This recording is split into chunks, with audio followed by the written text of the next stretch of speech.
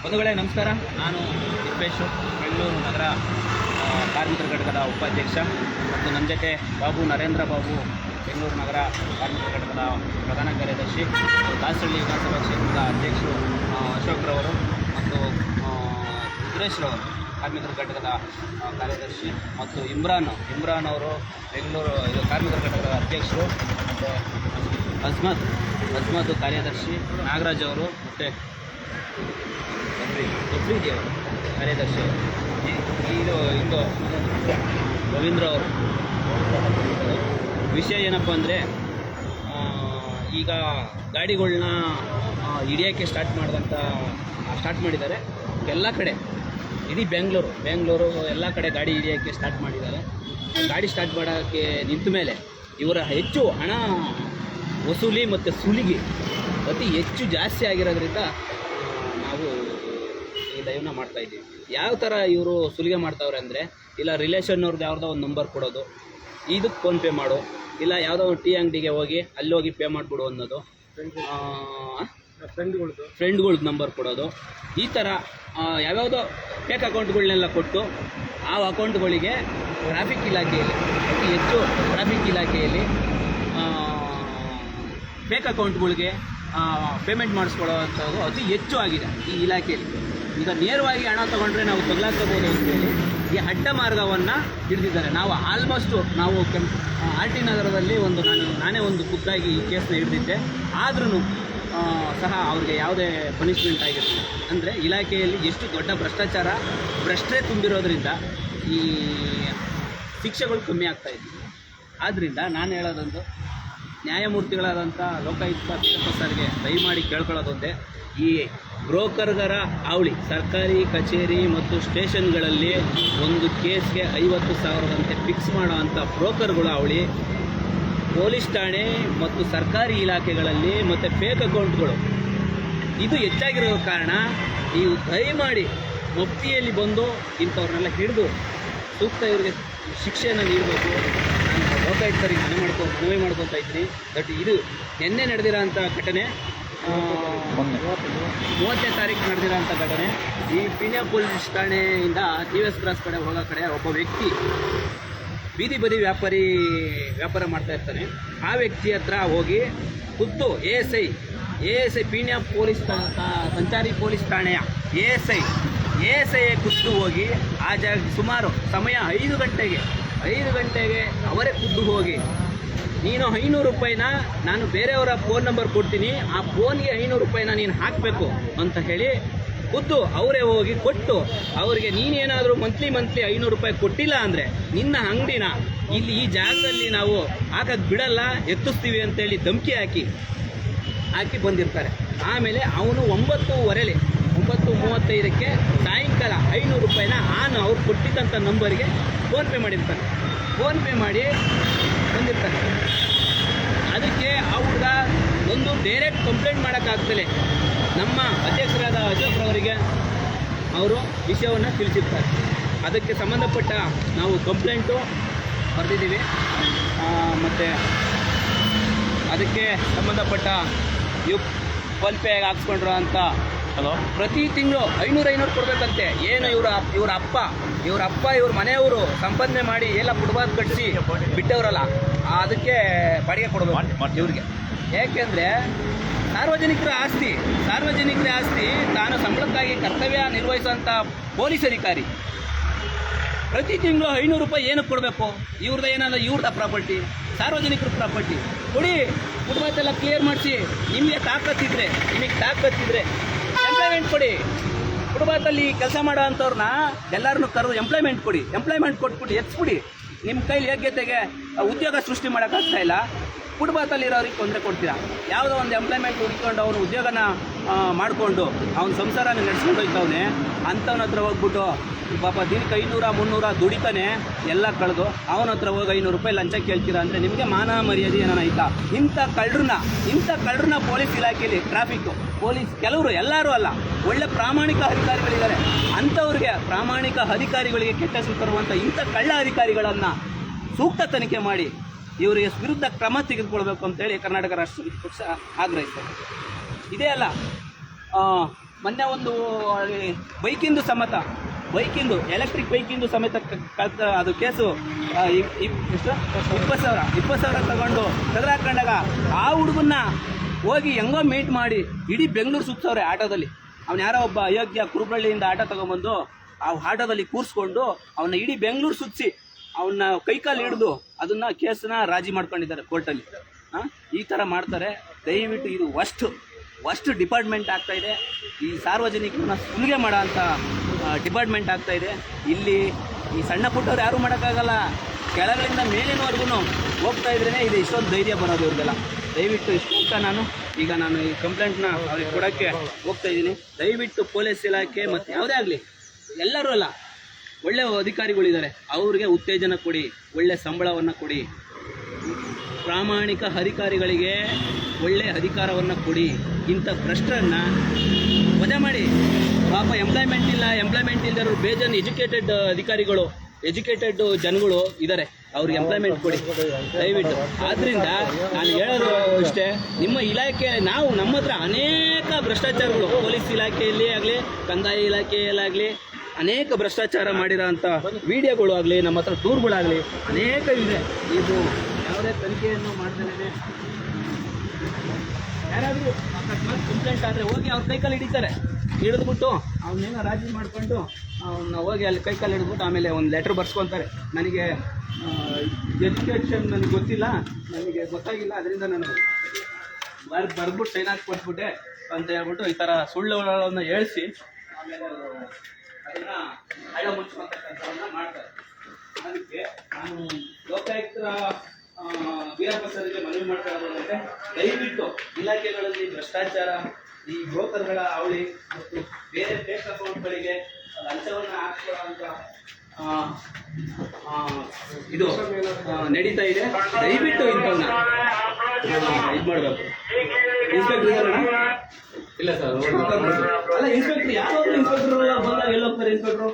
Rounds ಹೋಗಿರ್ತಾರೆ ಯಾವಾಗಲೂ. Night ಬಂದ್ರು ರೌಂಡ್ಸು, ಡೇ ಬಂದ್ರು ರೌಂಡ್ಸು, ರೌಂಡ್ಸ್ ಇದೆ. ಬೆಳಿಗ್ಗೆ 8 ಗಂಟೆಯಿಂದ 11 ಗಂಟೆವರೆಗೂ. ಅಲ್ಲ ಯಾವಾಗ ಸಿಗ್ತಾರೆ ಅಂತಲಾದ್ರೂ ಒಂದು ಮೆನ್ಷನ್ ಮಾಡ್ಬೇಕಲ್ಲ.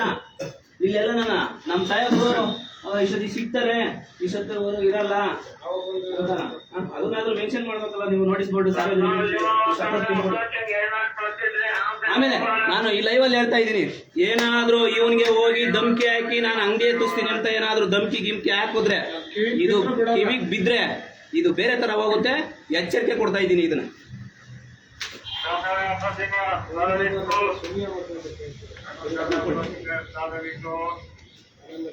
ಇಡೀ ನಮ್ಮ ಪಕ್ಷದ ಕಾರ್ಯಕರ್ತರೆ ಬಂದು ಸ್ಟೇಷನ್ ಮುಂದೆ ಹುಡುಗನ ಕೂರ್ಸ್ಕೊಂಡು ಕೂತ್ಕೋಬೇಕಾಗುತ್ತೆ. ದಯವಿಟ್ಟು ಇದನ್ನ ಎಚ್ಚರಿಕೆ ಕೊಡ್ತಾ ಇದ್ದೀವಿ.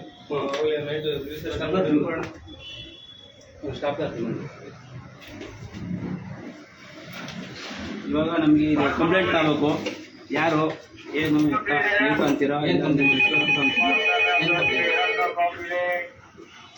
ಸರ್ ನಮಸ್ತೆ, ಪೇಂಟ್ ಸರ್. ಸರ್ ನಮಸ್ಕಾರ ಹೇಳಿದ್ರಾ? 58 ಮಾತಾಡುವ ಅಶೋಕ್. ಹಾಂ ಸರ್. ಹಾಂ ಸರ್, ಒಂದು 10 ನಿಮಿಷ ಸರ್ ಕಲ್ಕೊಂತೀನಿ.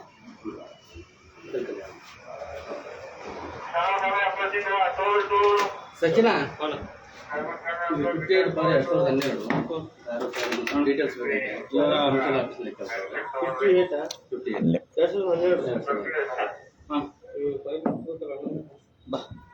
ನೋಡು. ನಾನು ಬರ್ದಿದ್ದೀನಿ, ನೀವು ಓದ್ಕೊಳ್ಳಿ. ಇದು ಎಸ್ ಐ ಅವರು ತಿಪ್ಪೇಸ್ವಾಮಿ ಅವರು ಹೋಗಿ ಇಂಜಿನಿಯರ್ಗೆ ಮಂತ್ಲಿ 500 ರೂಪಾಯಿ ಹಾಕಿಕೊಟ್ಟು ಕೊಡಬೇಕು. ಇಲ್ಲಾಂದರೆ ಜಾಗನ ಇದು ಎತ್ತಿಸ್ತೀನಿ ಅಂತ ಹೇಳಿ 500 ರೂಪಾಯಿ ಅಂತ ಬೇರೆ ಅಕೌಂಟ್ ಹಾಕ್ಸ್ಕೊಂಡು ಬಂದಿರೋ. ಈಗ ಅಲ್ಲಿನ GPS, ಅಲ್ಲಿನ ಅಕ್ಕಪಕ್ಕ CCTV ಮತ್ತು ಫೋನ್ಪೇ ಇವೆಲ್ಲ ವೆರಿಫಿಕೇಶನ್ ಮಾಡಿದ್ರೆ ಕಳೆದು ಯಾರು ಅನ್ನೋದು ಗೊತ್ತಾಗುತ್ತೆ. ಅದಕ್ಕೋಸ್ಕರ ನಾನು ಇದೊಂದು ಕಂಪ್ಲೇಂಟ್ ಆ ಹುಡುಗ ಹೇಳ್ಕೊಳಕ್ಕಾಗಲ್ಲ. ಯಾಕೆಂದರೆ ಒಬ್ಬ ಅಧಿಕಾರಿಗಳ ಮೇಲೆ ನಾನು ಕಂಪ್ಲೇಂಟ್ ಮಾಡ್ತೀನಿ ಅಂದರೆ ಅವನಿಗೆ ಕಿರುಕುಳಗಳು ಆಗ್ಬೋದು, ಇಲ್ಲ ಟಾರ್ಚರ್ಗಳು ಜಾಸ್ತಿ ಆಗ್ಬೋದು. ಆದ್ದರಿಂದ ಅವ್ನು ಹೇಳ್ಕೊಳಕ್ಕಾಗಿಲ್ಲ. ಆದ್ದರಿಂದ ನಾವು ಪಕ್ಷದ ನಮಗೆ ಮಾಹಿತಿ ಕೊಟ್ಟಿರೋದ್ರಿಂದ ನಾವು ದೂರನ್ನು ನೀಡ್ತಾ ಇದ್ದೀವಿ ಪಕ್ಷದ ವತಿಯಿಂದ. ದಯವಿಟ್ಟು ಇದನ್ನು ನೀವು ಸ್ವೀಕರಿಸಬೇಕು ಮತ್ತು ಇದಕ್ಕೆ ನಿಮ್ಗೆ ಅಕ್ನಾಲೇಜ್ಮೆಂಟ್ ಸಮೇತ ಕೊಡಬೇಕು ಅಂತ ಹೇಳ್ತಾ ನಾನು ಇದು ಯಾವ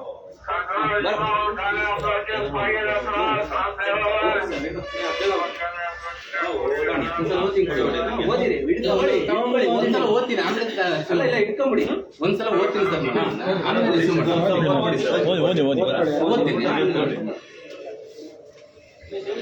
ಜೋರಾಗಿ ಓದಿ ಕೇಳಿಸ್ತೀನಿ ಒಂದಿಷ್ಟು.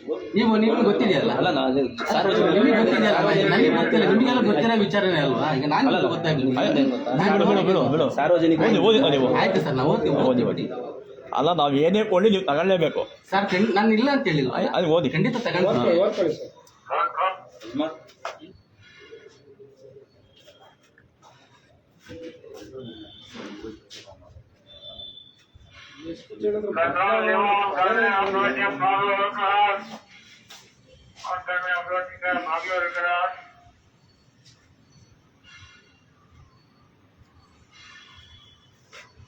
ಇದನ್ನ ಅದೇನೆ ಸೇಮ್ ಫೀಲ್ಡ್ ಮೆಥಡಲ್ಲಿ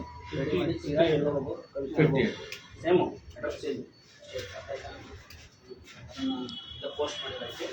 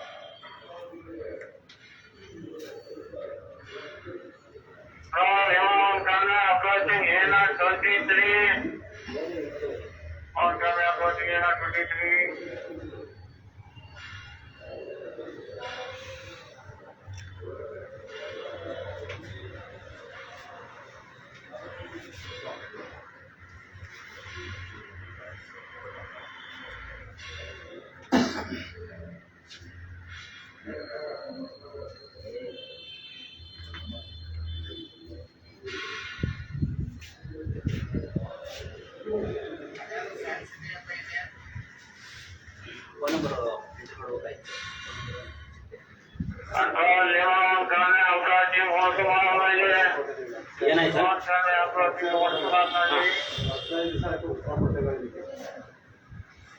ಏನಾಗಿದೆ ಕೇಳಿ ಇವಾಗ ಲೈವಲ್ಲಿ ಕೇಳಿ ಏನಾಗಿದೆ ಇದ್ರದಾ ನೋಡೋಣ ಹೌದಾ ಬರೆಯುವಾಗ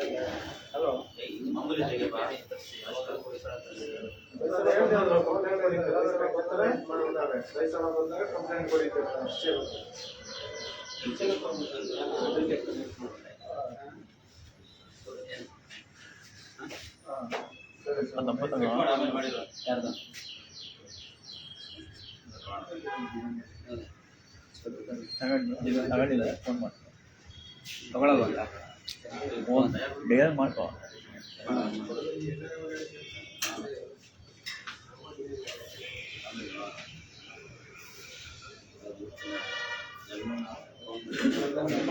ದಯವಿಟ್ಟು ರಾಜ್ಯದ ಜನತೆ ಗಮನಿಸ್ಬೇಕು. ಕರ್ನಾಟಕ ರಕ್ಷಣಾ ಸಮಿತಿ ಪಕ್ಷ ಯಾವ ಥರ ಕೆಲಸ ಮಾಡುತ್ತೆ ಅನ್ನೋದು ಒಂದು ಕಂಪ್ಲೇಂಟ್ ತೊಗೊಳಕ್ಕೆ ಎಷ್ಟು ಗೊತ್ತಾಗಬೇಕು ಅನ್ನೋದು ನೀವು ಯಾವ ಥರ ಇಲಾಖೆಗಳು ಯಾವ ಥರದಲ್ಲಿ ಕೆಲಸಗಳಾಗ್ತವೆ ಅನ್ನೋದನ್ನ ನೀವು ನೋಡ್ಬೇಕು. ಒಂದು ಕಂಪ್ಲೇಂಟ್ ಕೊಡೋಕ್ಕೆ ಬಂದರೆ ಒಬ್ಬ ಎಷ್ಟು ಗೊತ್ತಾಗಬೇಕು, ಅವರು ಯಾರ್ಯಾರನ್ನೂ ವಿಚಾರಿಸಿ ಒಂದು ಕಂಪ್ಲೇಂಟ್ ತಗೊಳ್ಳೋಕ್ಕೆ. ಒಬ್ಬ ಅಧಿಕಾರಿಗಳ ಮೇಲೆ ಕಂಪ್ಲೇಂಟ್ ಆಗಿರೋದ್ರಿಂದ ಇವರು ಎಲ್ಲರಿಗೂ ಮಾಹಿತಿ ಕೊಟ್ಟರು. ನಾನು ಆವಾಗಲೇ ಕಂಪ್ಲೇಂಟ್ನ ನಾನು ಅಧಿಕಾರಿ ವಿಚಾರಿಸೋಕ್ಕೆ ನಾನು ಕೇಳಿದ್ರೆ ಸ್ವಿಚ್ ಆಫ್ ಅಂತ ಹೇಳ್ತಾರೆ. But information pin to pin information ಇಲ್ಲಿನ ಅಧಿಕಾರಿಗಳು ಅವ್ರಿಗೆ ಕೊಡ್ತಾ ಇರ್ತಾರೆ. KRS ಅವ್ರು ಬಂದ್ರ, ಕಂಪ್ಲೇಂಟ್ ಕೊಟ್ರ, ಲೈವ್ ಮಾಡಿದ್ರ, ಇದೆಲ್ಲ ಇನ್ಫಾರ್ಮೇಷನ್ ಪಿನ್ ಟು ಪಿನ್ ಹೋಗ್ತಾ ಇರ್ತದೆ. ಇವರು ನಾವು ಕೇಳಿದ್ರೆ ಮಾತ್ರ ಸ್ವಿಚ್ ಆಫ್ ಒಂದೇ ನಂಬರ್ ನಮ್ಮ ಹತ್ರ ಇರೋದು, ಮಾಹಿತಿ ಇಲ್ಲ ಅಂತ ಹೇಳ್ತಾರೆ.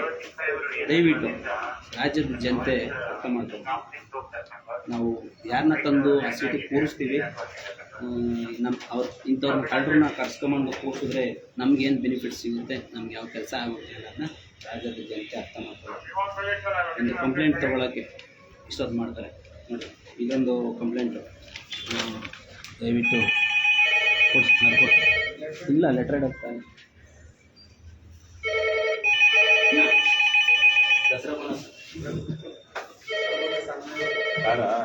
ಸರ್ ನಮಸ್ತೆ, P Nataraj sir, Chikkaballapur sir.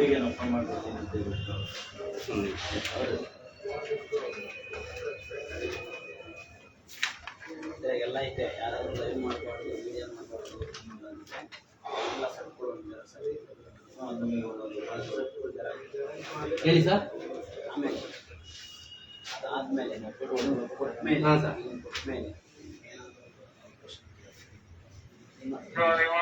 ಯಾವ ಹಾಸ್ಪಿಟಲ್ ಸರ್? ಯಾವ ಹಾಸ್ಪಿಟಲ್?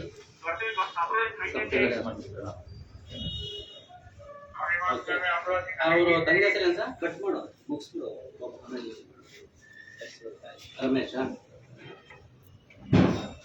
ಮುಗಿಸ್ಲಾ?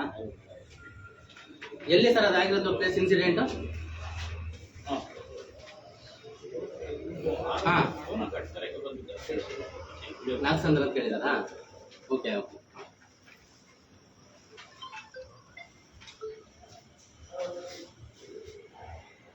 ಹೇಳಿ ಸರ್. ಹೇಳಿ ಸರ್. ಹಾಂ ಹಾಂ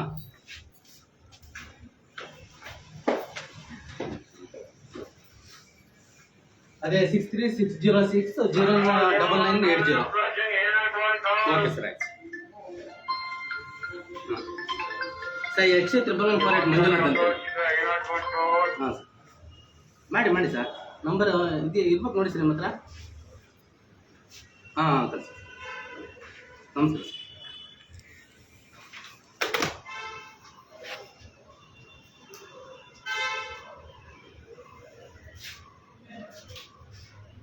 ಹಾಂ ಮಂಜುನಾಥ್ ಹೇಳಿ. ಹಾಂ ಹಾಂ, ಆಕ್ಸಿಡೆಂಟಾ?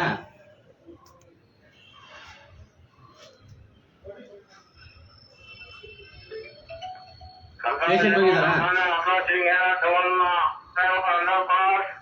ಹೌದಾ? ನೋಡಿ, ಆ ಥರ ಏನಾದರೂ ಇದ್ರೆ ಅವ್ರ ಹಾಸ್ಪಿಟ್ಲಿಗೆ ಹೋಗಲಿ, ಹಾಸ್ಪಿಟ್ಲಿಗೆ ಅವ್ರಿಗೆ ತೋರಿಸುವಂಥವ್ರ ಇಲ್ಲ ಅಂತಂದ್ರೆ ಸ್ಟೇಷನ್ಗೆ ಕಳಿಸಿ.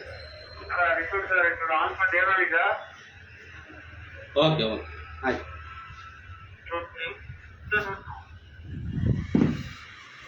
ಸರ್, ಇದು ಕೆಲಸ ಮಾಡ್ಕೊಂಡಿದ್ದೀರಾ? ನೀವು ಮಾಡಿ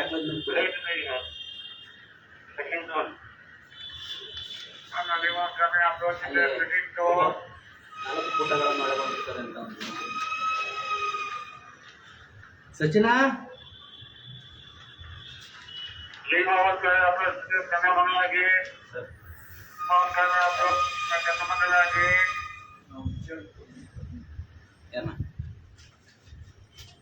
ಮುಕ್ತ ಏನಿಲ್ಲ. ಸಾರ್ವಜನಿಕರಿಗೆ ವಿಷಯ ತಿಳಿಸೋದೇನೆಂದರೆ, ಈಗ ನಾವು ಸಂಬಂಧಪಟ್ಟಂಗೆ ನಾನು ಕಂಪ್ಲೇಂಟ್ ಕೊಡ್ತಾ ಇದ್ದೀವಿ. ನಮ್ಮ ಪಕ್ಷದಲ್ಲಿ ಅವನ್ನ ಹೆಚ್ಚಿನ ಮಾಹಿತಿಯನ್ನು ನಾವು ತಿಳಿಸ್ತೀವಿ. ಇಲ್ಲಿಗೆ ಲೈವ್ ಮಾಡಿಸ್ತಾ ಇದ್ದೀವಿ. ಧನ್ಯವಾದ.